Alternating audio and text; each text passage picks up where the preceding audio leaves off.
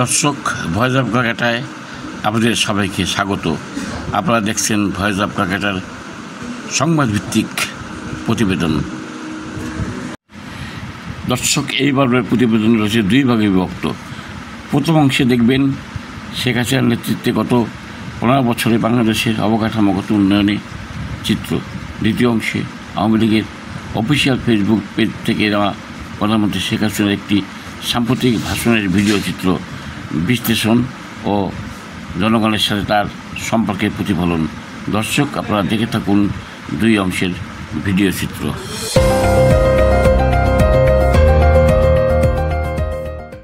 পদ্মা সেতু rail line, metro rail, elevated expressway, third terminal, Hatirjheel প্রকল্প, Purbachal 300 fit, উড়াল সেতু নির্মাণ, বঙ্গবন্ধু যমুনা সেতু, যমুনা রেল সেতু, সমুদ্র সীমা বিজয়, বঙ্গবন্ধু স্যাটেলাইট, রূপপুর পারমাণবিক বিদ্যুৎ কেন্দ্র, Karnaphuli tunnel, Cox's Bazar rail line, Cox's Bazar আন্তর্জাতিক বিমানবন্দর, ঢাকা ও চট্টগ্রাম এক্সপ্রেসওয়ে, দায়রা বিদ্যুৎ কেন্দ্র, রামপাল বিদ্যুৎ কেন্দ্র, মাথারবাড়ি তাপ বিদ্যুৎ কেন্দ্র, 119টি বিদ্যুৎ কেন্দ্র স্থাপন, পায়রা সমুদ্র বন্দর, 100টি ইকোনমিক জোন, 560টি মডেল মসজিদ, 1681টি মাদ্রাসা ভবন নির্মাণ, কওমি মাদ্রাসার স্বীকৃতি, উন্নয়নশীল দেশের উন্নতিকরণ, রোহিঙ্গাদের আশ্রয়দান, সমস্ত দেশকে রেলওয়ের আওতায় আনার উদ্যোগ, ফ্লাইওভার নির্মাণ, মহাসড়কগুলোকে 4, 6 ও 8 লাইনে উন্নীত করা, এশিয়া হাইওয়ে রোড প্রকল্প, ঘরে ঘরে বিদ্যুৎ, ফ্লাইওভার, নদী ভাঙন রোধ, শ্রমিকের মজুর বৃদ্ধি, বয়স্ক ভাতা, মাতৃত্বকালীন ভাতা, বিধবা ভাতা, মুক্তিযোদ্ধা ভাতা, শিক্ষা ভাতা, প্রতিদ্বন্দ্বী ভাতা, স্বামী পরিত্যক্তদের ভাতা, জেলেদের খাদ্য সহায়তা, ইমামদের ভাতা, বাসস্থান, বৈশাখী ভাতা, ডিজি কার্ড, আরো অজস্র।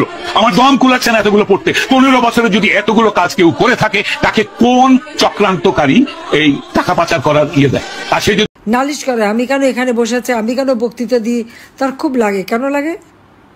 আমি একজন স্বাধীন চেতা মানুষ এবং বাংলাদেশের সংবিধান অনুযায়ী এখনও আমি প্রধানমন্ত্রী। 7 জুলাই ছাত্ররা আন্দোলন শুরু করলো কোটার, কারণ এই কোটা তো আমি বাতিল করে দিয়েছিলাম যখন 2018 সালে তারা আন্দোলন করে।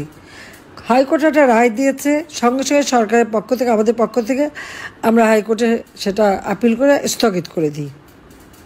আসলে কোটা বলে তো কিছুই নাই।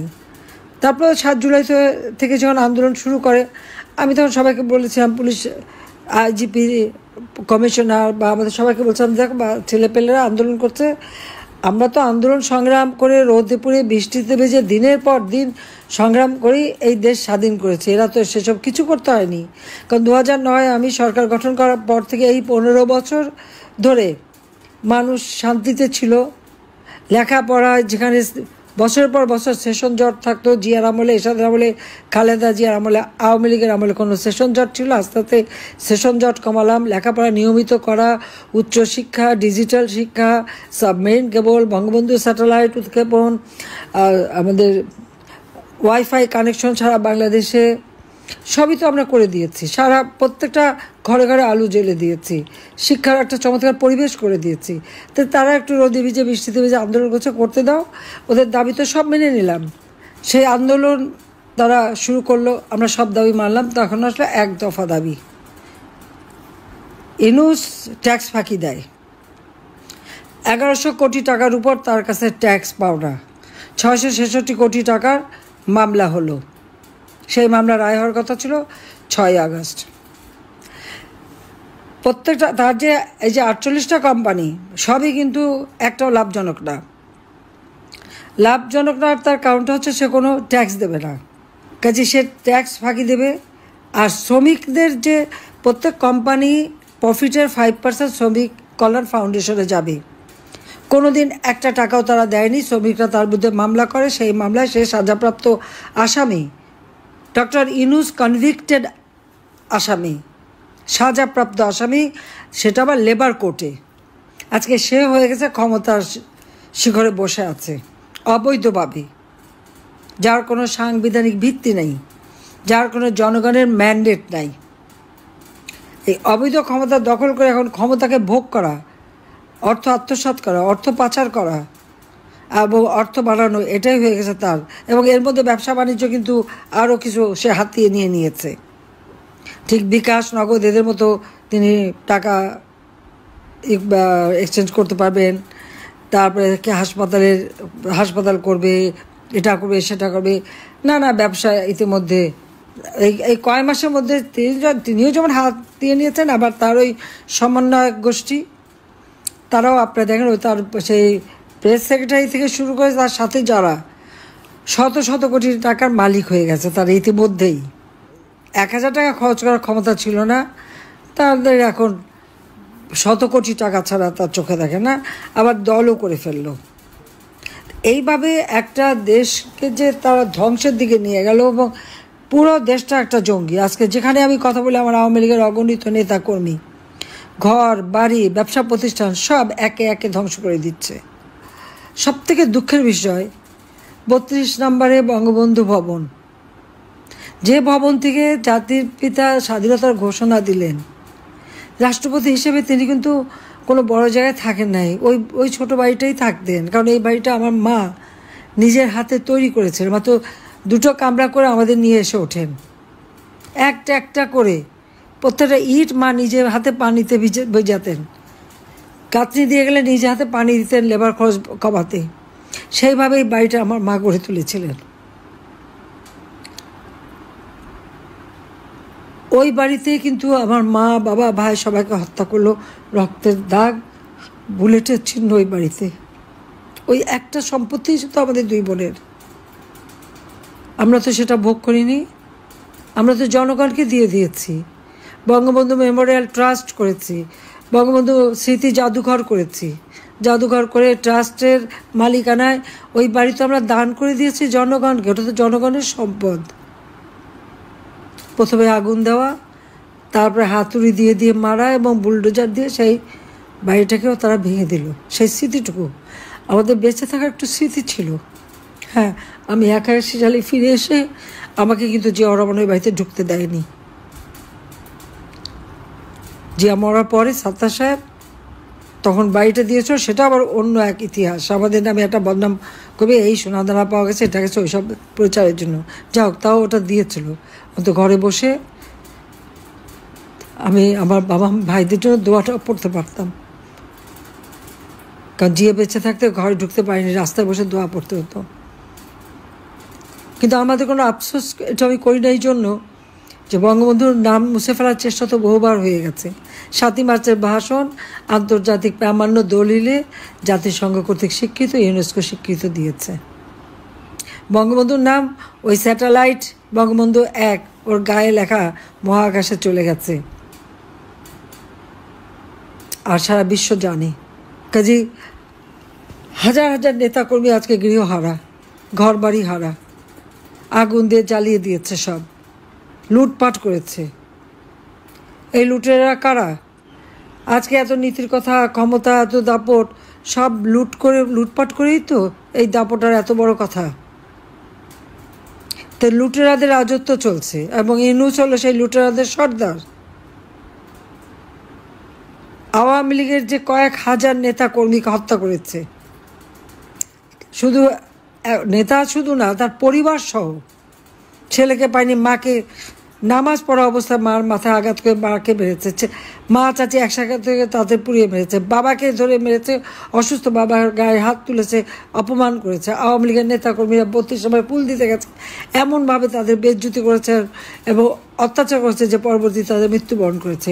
এই কারাগারে, বগুড়া কারাগার, সব কারাগারই তো প্রায় 11 জন তারা জেল হত্যা করেছে। আর এমন কালকে আমি কদিন সমস্ত জেলা যেখানে যেখানে কথা বলছি, একই চিত্র। আওয়ামী লীগের নেতাকর্মীদের ঘর বাড়ি জ্বালানো প্রাণো, সকলের বিরুদ্ধে মামলা, আর হত্যা মামলার তো সীমাই নাই।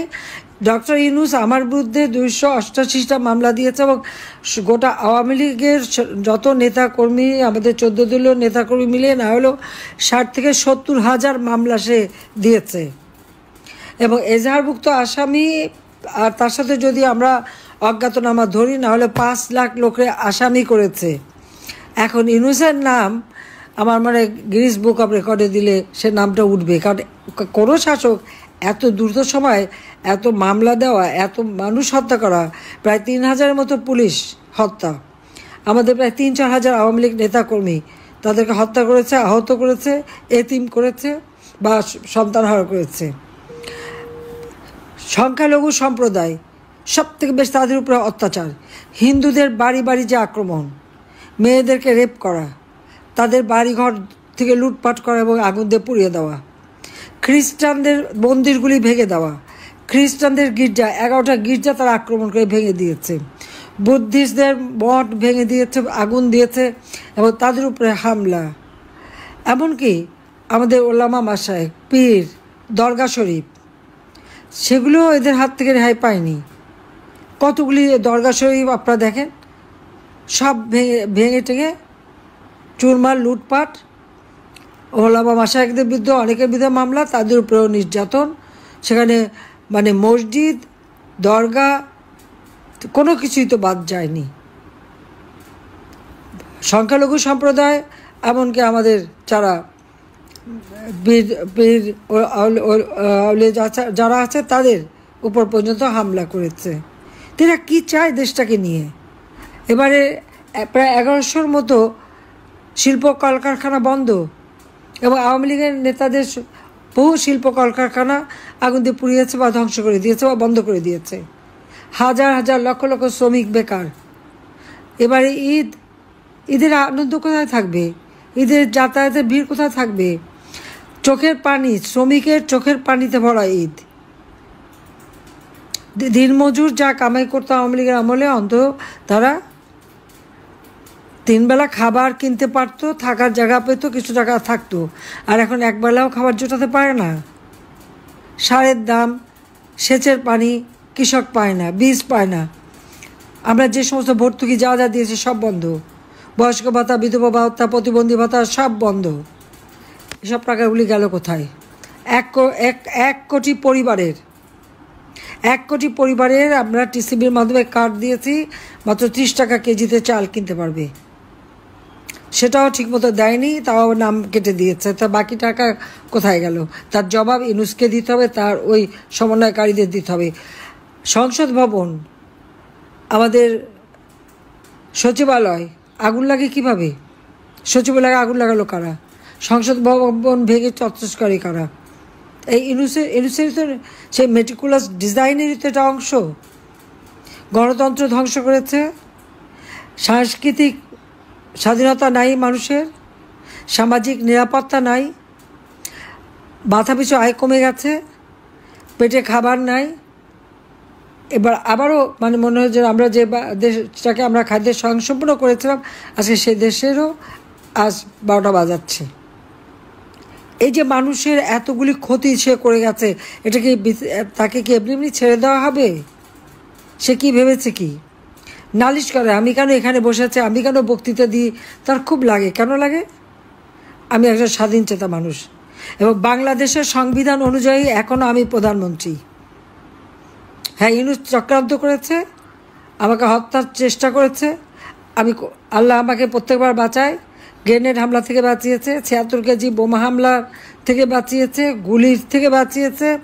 এবারও ইউনূসের চক্রান্তের হাত থেকে আল্লাহই আমাকে ওখান থেকে বাঁচিয়ে এনেছে। আল্লাহ যখন আমাকে বাঁচায়, আমি বিশ্বাস করি আমাকে দিয়ে আরও কিছু ভালো কাজ করাবে। সেই কাজটা করাবে বলেই আমাদের 2 বোনকে বাঁচিয়ে রেখেছে। এখানে ইউনূস কিছুই করতে পারবে না, বরং তার বিচার হবে বাংলাদেশে। আর ওই যে লুটেরা, জঙ্গি, সন্ত্রাসী এবং তার ওই সমন্বয়কারী যারা এই সমস্ত আমাদের একটা আওয়ামী লীগ নেতাকর্মী সহ গ্রামের পর গ্রাম, জেলা, উপজেলায় যেখানে যেখানে তার এজেন্ট আছে, সব জায়গায় আমি জানি। সে টাকা দিয়ে এজেন্ট রাখে, তাদের দিয়ে খোঁজ নেয় এবং তাদের দিয়ে এই ধ্বংসযজ্ঞ হত্যাকাণ্ড চালায়। আবার কেউ লুকিয়ে থাকলে ধরিয়ে দিলে তারপর পুরস্কারও দেয়। ইউনূসের সে ব্যবস্থাও আছে, সেটাও আমি জানি। তার চক্রান্ত আমি বহু আগে থেকে সবাইকে বলেছি, বিশ্বাস করেনি। যখন থেকে পদ্মা সেতুর টাকা সে বন্ধ করালো তখন থেকে আমি বলেছি। এবং তার দুর্নীতির বিরাট ক্ষতি আমার নিজের কাছেই আছে। আমি সমস্ত ডাউনলোড করে নিয়ে নিয়েছি এবং এখন পড়ে পড়ে আমি দেখি যে কত হাজার কোটি টাকা সে বানিয়েছে বিদেশে। সে কোথায় এত টাকা পেল? 9 কোটি টাকা দিয়ে গুলশানে সে রোড নাম্বার 84-তে ফ্ল্যাট কেনে। প্যারিসে তার বিশাল বিলাসবহুল ফ্ল্যাট। শোনা যাচ্ছে, লোকের কাছে শুনেছি 2 বিলিয়ন টাকা নাকি প্যারিসে সে বিনিয়োগ করেছে।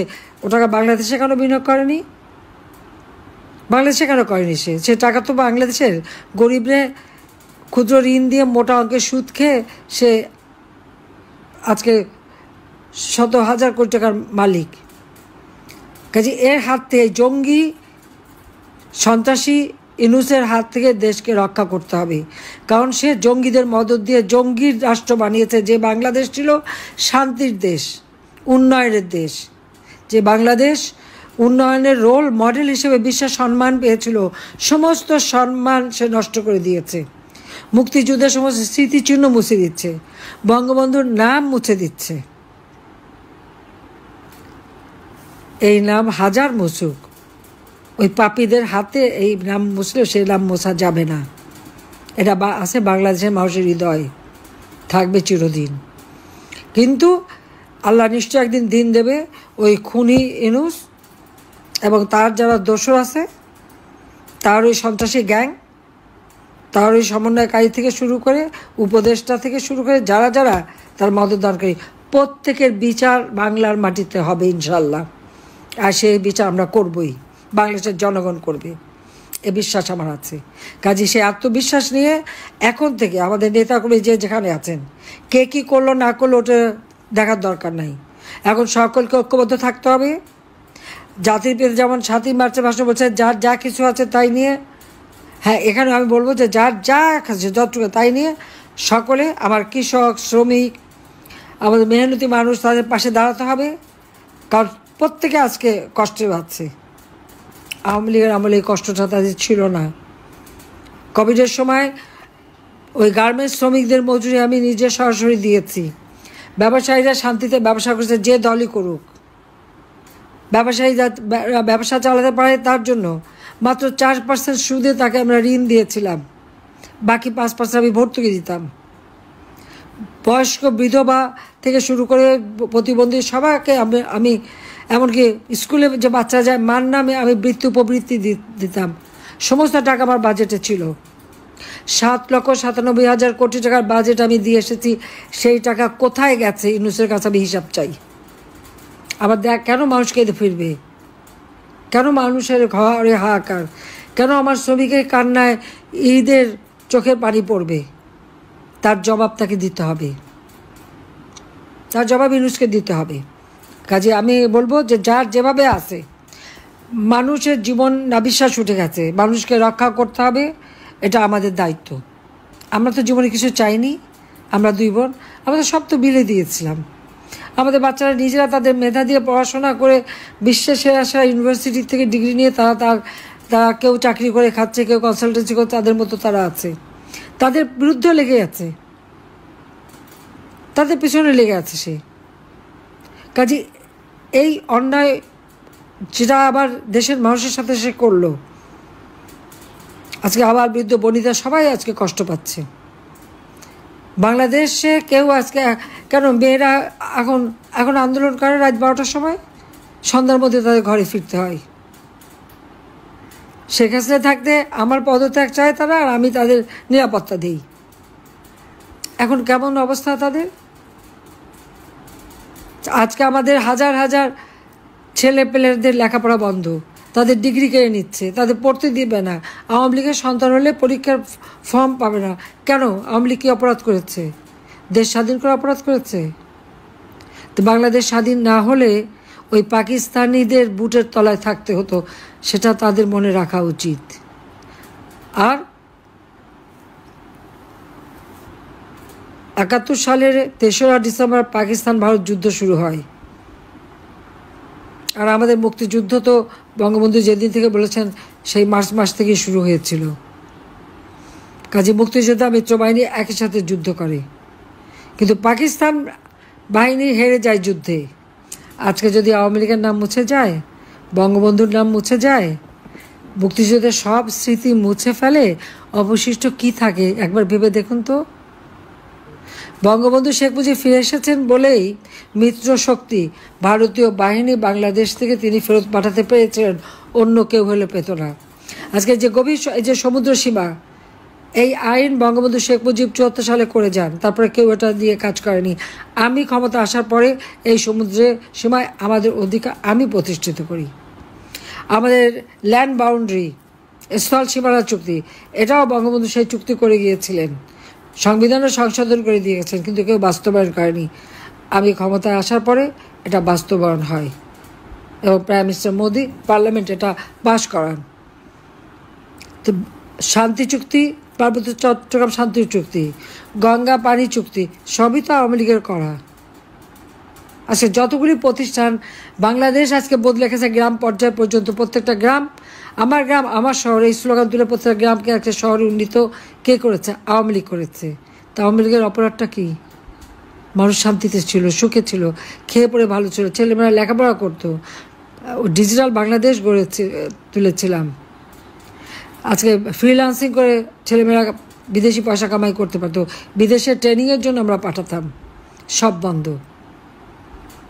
এই কয়েকটা মাসে দেশটাকে শেষ, কিন্তু সে টাকা পয়সা তারা যথেষ্ট বাড়িয়েছে। কাজে এদের বিরুদ্ধে আজকে জনমত তৈরি করে এদেরকে উৎখাত করবার জন্য সব ব্যবস্থা নিতে হবে। ইনশাল্লাহ জনতার জয় হবেই হবে। জয় বাংলা, জয় বঙ্গবন্ধু, বাংলাদেশ চিরজীবী হোক। Voice of Calcutta.